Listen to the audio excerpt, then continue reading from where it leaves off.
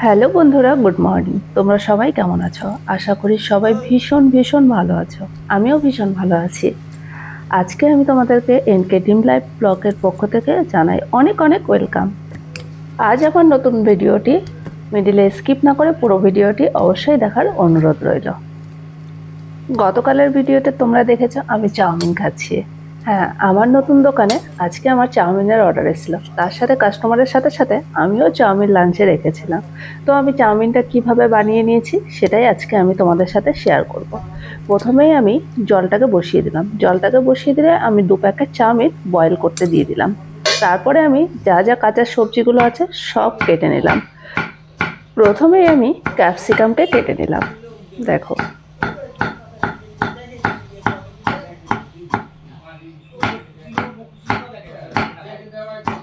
একটু মোটা মোটা রাখছি কারণ চাউমিনের জন্য তো।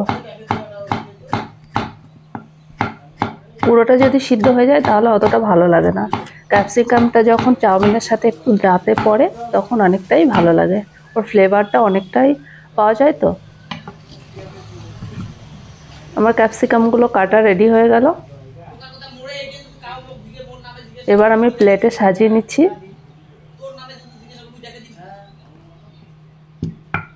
এবার নেক্সট আমি গাজরগুলোকেও কেটে নিচ্ছি।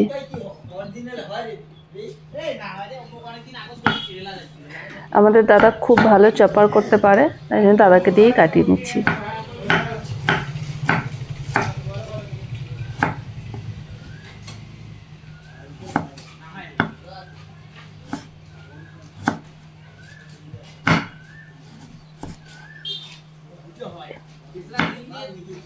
একটু গাজরগুলোকেও মোটা মোটা করেই কেটে নিচ্ছি।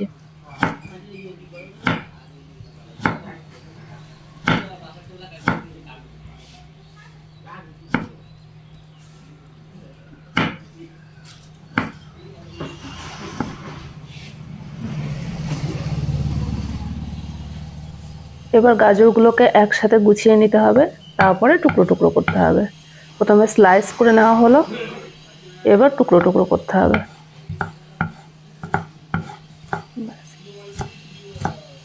অনেকেই দেখেছি চাউমিনের গাজরগুলো একটু গোল শেপে, মানে রাউন্ড রাউন্ড শেপে হচ্ছে কাটে, কিন্তু আমি এখানে লম্বা করেই কেটেছি কারণ যেহেতু চাউমিন এটা, তাই জন্য।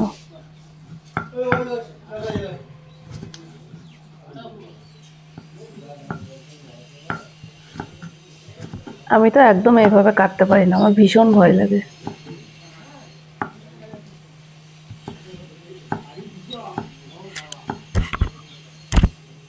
প্রায় আমার গাজরগুলোও কাটা শেষ হয়ে গেল, এখন প্লেটে রেখে দিলাম।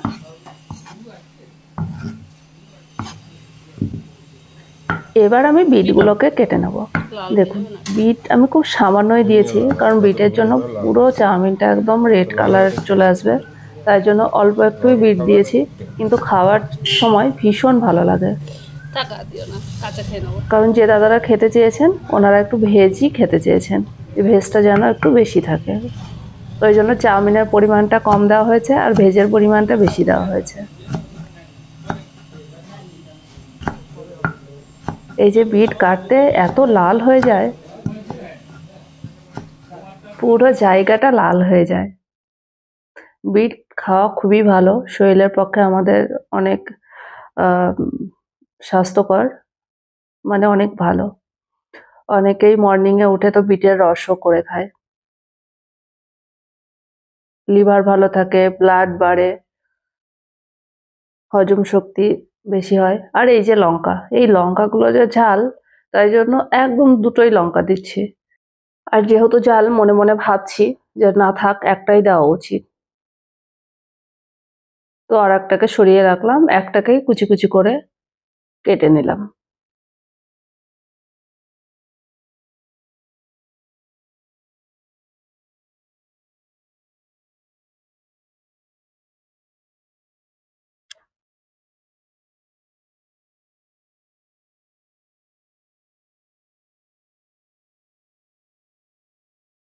ব্যাস কমপ্লিট হয়ে গেল।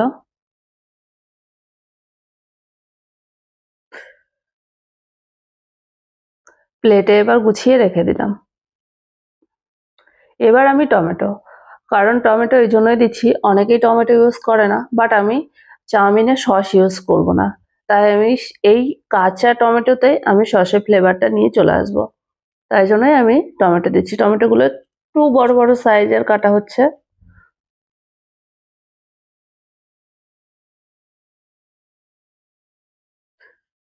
তবে অনেকে বাঁধাকপিও দিয়ে থাকে, বাট আমি আজকে বাঁধাকপি দিব না।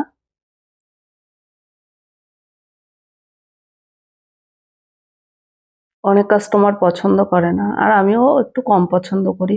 স্যালাডের জন্য শসাটাও স্লাইস করে কেটে রাখছি, একটু টুকরো টুকরো করে নেব, কারণ চাউমিনের পরে যদি শসাগুলো ছড়িয়ে দেওয়া হয়, একটু সাথে কাঁচা পেঁয়াজ থাকে, তাহলে ভীষণ ভালো লাগে। এমনি অনেকটা কাঁচা কাঁচা স্যালাডও রেখে দেবো, চাউমিনের সাথে পরবর্তীতে গার্নিশে খুব ভালো হয়। দেখো শসাগুলো পুরো স্লাইস করা হয়ে গেছে, এখন গুছিয়ে নেওয়া হচ্ছে পুরোটা টুকরো টুকরো করার জন্য।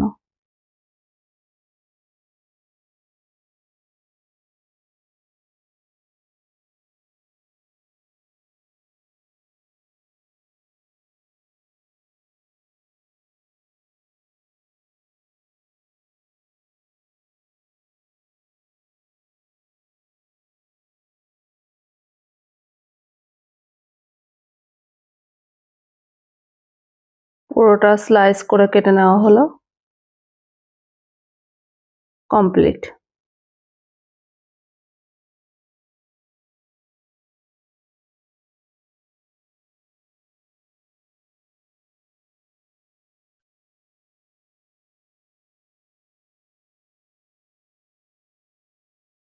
প্লেটটাতে জায়গা ব্লক হয়ে গেছে, এখন বাটির মধ্যে রেখে দিচ্ছি। এবার আমাদের রইল পেঁয়াজ। পেঁয়াজগুলোকেও আমি অনেকটা টুকরো টুকরো করে কেটে নিলাম। ব্যাস, এখন চাউমিন বয়েল হয়ে গেছে, প্লেটে সাজিয়ে নিয়েছি, স্যালাডগুলো এখানে রেখে দিয়েছি। এবার আমি রান্নার প্রসেসিং শুরু করব। তাওয়াটা বসিয়ে দিয়েছি, অনেকটাই হিট হয়ে গেছে। এবার আমি তেল ঢেলে দিলাম।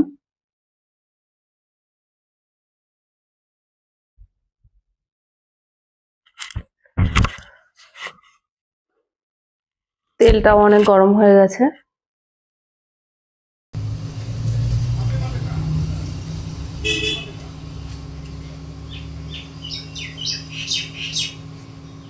এরপরে আমি ডিমটাকে হালকা ঝুরি ঝুরি করে নেব। প্রথমে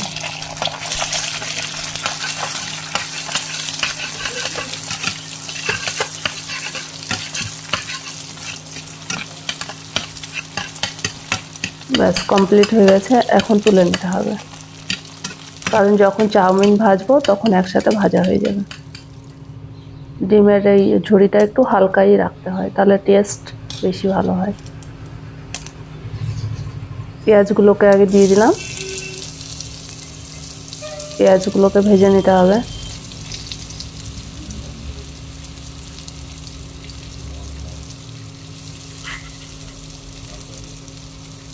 গাজরগুলো এবার দিয়ে দিলাম, সাথে কাঁচা লঙ্কার টুকরোগুলো দিয়ে দিলাম। এবার ক্যাপসিকামগুলোও দিয়ে দিলাম, বিটও দিয়ে দিলাম।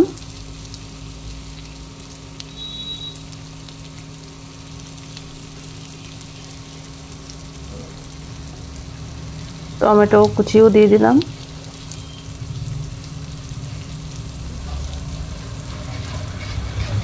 এর সাথে হালকা লবণ দিয়ে দিলাম। এবার পুরো সবজিটাকে সুন্দর করে ভেজে নিতে হবে। এই ভাজার সাথে সাথে সিদ্ধও হয়ে যায়, খেতে বেশ ভালো লাগে।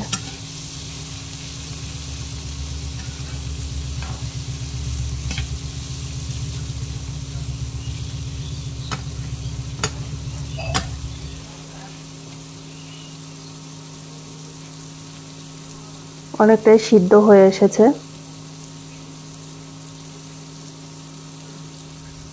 আর একবার উল্টে দিতে হবে। ব্যাস, দেখো ভাজাটাও অনেকটা হয়ে গেছে। এবার চাউমিনগুলোকে দিয়ে দিতে হবে।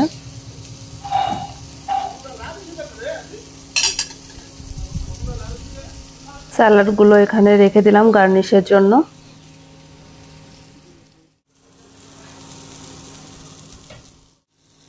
এবার আমি চাউমিনগুলোকে দিয়ে দেবো।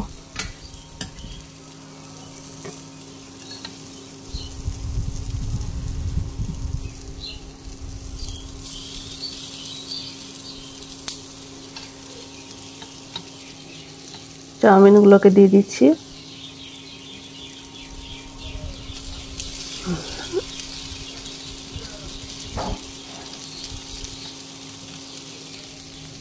চাউমিন দেওয়ার পর বেশিক্ষণ লাগবে না, 2-3 মিনিট একটু এপিট ওপিট করে ভেজে নিলেই হয়ে যাবে, ওর ফ্লেভার চলে আসবে।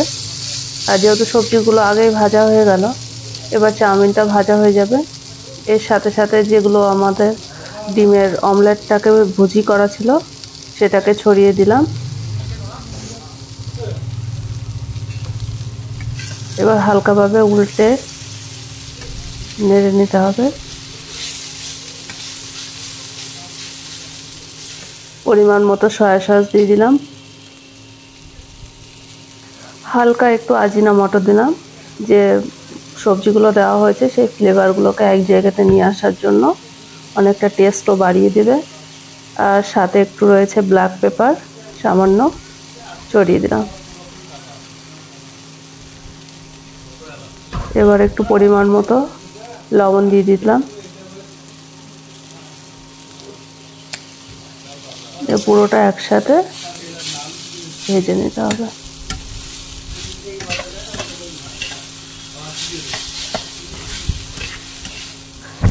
এইভাবে তোমরা কে কে চাউমিন করো আমাকে কমেন্টে অবশ্যই জানিও। আর কে কে চাউমিন খেতে ভালোবাসো তারাও আমাকে কমেন্টে জানিও। আমার তো চাউমিন খেতে ভীষণ ভালো লাগে। আমি তাছাড়াও চাউমিনে অনেক কিছু আগে অ্যাড করতাম, যেরকম হালকা ব্রোকলিও দিয়ে দিতাম, বাঁধাকপি দিতাম, বিনস দিয়ে দিতাম। যে দাদাভাইরা খাবে ওনারা মানে বাঁধাকপিটা পছন্দ করে না, ওই জন্য দিলাম না। অনেকটা দেখো হয়ে গেছে। এটা হচ্ছে ফাইনাল লুক। আমি প্লেটে ওনাদের জন্য সাজিয়ে দিয়েছি, চামচ দিয়ে দিলাম। এবার হালকা শসা ছড়িয়ে একটু গার্নিশ করে দেব, আর বাকিটা ওনাদের পছন্দ মতো স্যালাড ওনারা নিয়ে নেবেন। দেখলে তো বন্ধুরা, একদম কোনো রকম আমি সস অ্যাড করিনি, না চিলি সস দিয়েছি আর না টমেটো সস দিয়েছি। টোটালটাই এটার টেস্ট এসেছে একদম ন্যাচারাল সবজির উপর। এই যে স্যালাডের বাটি আর পুরো প্লেট ওনাদেরকে আমি দিয়ে দিলাম। এবার ওনাদের পছন্দ মতো ওনারা খেয়ে নেবেন। পুরো প্লেটটাতে হালকা পেঁয়াজও ছড়িয়ে দিয়েছি।